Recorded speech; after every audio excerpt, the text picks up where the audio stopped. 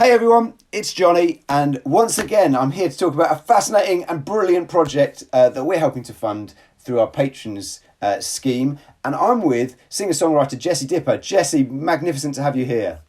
Thanks so much, Johnny. It's great to be here. Thank you. She says, "Mommy, I just wanted to help." Why don't you start off with who are you, what makes you tick? Introduce yourselves to us. Oh, well, I'm a singer-songwriter.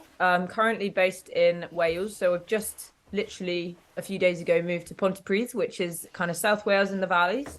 And I'm passionate about music and the way it tells stories. I'm also, as a person, I'm a person of faith. And I work in the mainstream music industry as a singer-songwriter. I've recently done a few big things, which is kind of a part of why we're connecting, but also I've just been working really hard the last 7 or so years on that kind of industry career as an artist and as a songwriter and performer. So that's me. I'm married to a lovely filmmaker. And it's a very practical marriage because we have some very cool music videos that constantly come out as well. Yeah, that's a nice setup to have a filmmaker husband for music videos. Hey, love. Can you just sort this out? Brilliant. Yeah, I can. That's another interview. We can talk about how that works together. One of the many things, Jessie, that interests me about you is that you seem to skirt the Christian music world and the just normal music world in that sense. And I guess the way I'd see it in the UK is there's kind of, for a Christian singer-songwriter, there'd be two tracks you could go down, and one would be a bit like the CCM thing in America, so kind of would end up playing maybe Big Church Day Out, and there's a kind of world there, a bit of ministry thrown in, but you're essentially making music for a Christian audience or ministry. And then the other would be playing in the secular music world and just doing things like everybody else. And most that I've come across would choose one of those routes in different ways. You seem to straddle both things. How does that work for you? Really interesting question because I often don't see it that way. I often see that majority of what I do is very much just the mainstream music world. And the thing is, being a Christian, it means that you don't want to be ashamed of your faith, and there is that constant battle that people face of like not, you know, maybe there's a bit of worry in the sense of how people might look at you in the world's view. But I mean, I've come from a Christian family. I've known my relationship with God to be true from a very young age, and I've also felt from childhood really called into being a worship leader. And now I've seen that come out in the kind of traditional sense of I lead sung worship at our church down in Cardiff, and I've done training as a worship leader in churches and stuff, and New Wine and stuff. But I also then, aside from that, really see like performance and songwriting in the mainstream world and the way in which you're able to influence people through songwriting as an amazing way also to facilitate that kind of hospitality that worship leading also does. No, brilliant. And more, like it is that sense Romans 12 talks about, practice hospitality, practice playing second fiddle. And I think that is a real dichotomy compared to what I face on a day-to-day basis in the sense of the ego can easily take over and go before you. And I've definitely been on a journey and I'm not finished. I've turned 24 today and I still don't really know. Happy birthday! Wow, Thank you're you. sharing your birthday with us. Oh, absolutely. Best way to do it, Johnny. And I still don't know what I'm doing. I'm just really, really trying to do as much as I can. And I really believe that I've been called into, taking music as a gift into the unchurched places. I call it sticky floor places. Yeah. I've just released an album called that. And that's my passion really, is just like sharing hope in a world that actually is often quite like, I don't know, has a lot less hope than it might have used to. And that redemptive story is something anyone can apply to and relate. Yeah, absolutely. No, brilliant. I mean, one of those sticky floor places would be a tour that you were on at the end of last year with Scouting for Girls, which is a great gig to get your hands on. And that's part of the reason we're having this conversation, as you mentioned before. Now, how did that come about? But more importantly, how did it go? How was supporting Scouting for Girls? It was amazing. It came about through my management. So I've been working the last few years with a guy who's kind of an industry executive, and I recorded this recent album with him. He also does a lot of songwriting and production with people, so he's very well connected. And he also connected me to a label that I was kind of signed to for a period of time, who also connected me with the tour kind of management people.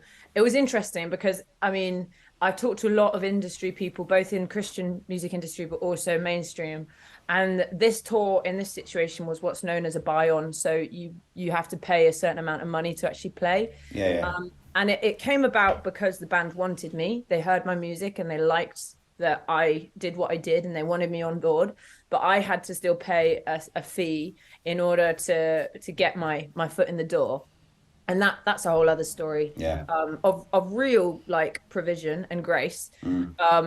But also like a struggle to kind of work with that tension again of like, is it my worth that they're seeing, or is it more like they'll get anyone on board because as long as they pay that money. Difficult.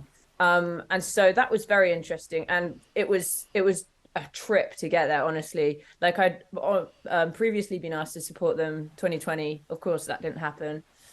So it was a long time coming, and the tour itself was amazing. It was another level to other tours I'd done in the past. I had a team with me, so a driver, makeup and hair and band, and Luke, my husband, photographer. We call him Slash because he is everything. And it was just eye-opening. And we went, it was about 4 nights, but it was a good old week that we were on the road.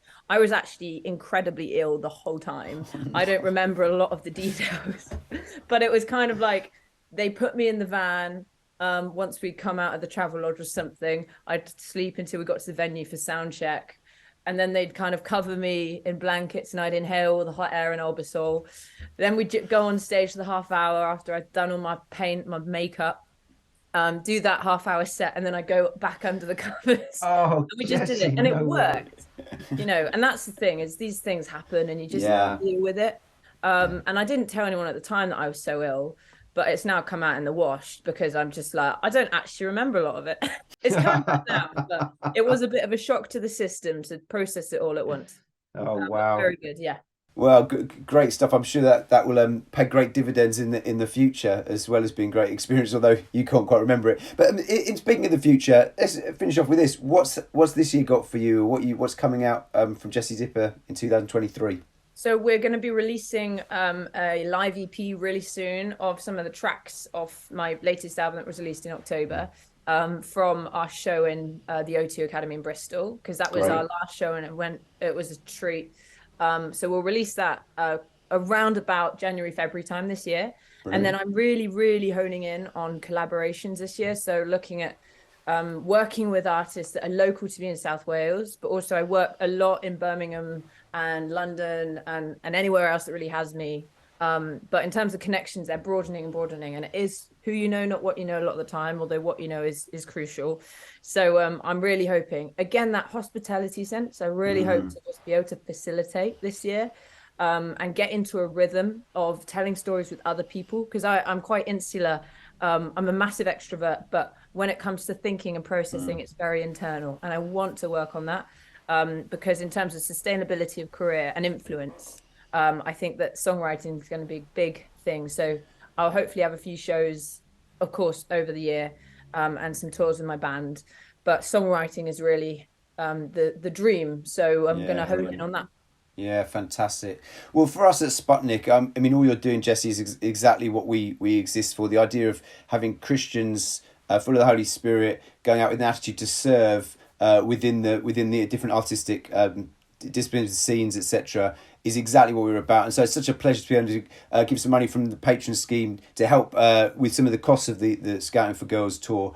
And for anyone listening, if you'd like to help us with projects like this and to bring them to life or to push them over the edge into reality, please consider giving to our patron scheme.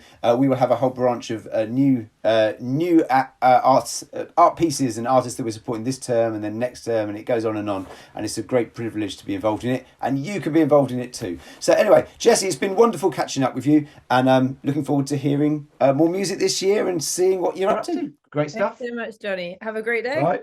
Bye.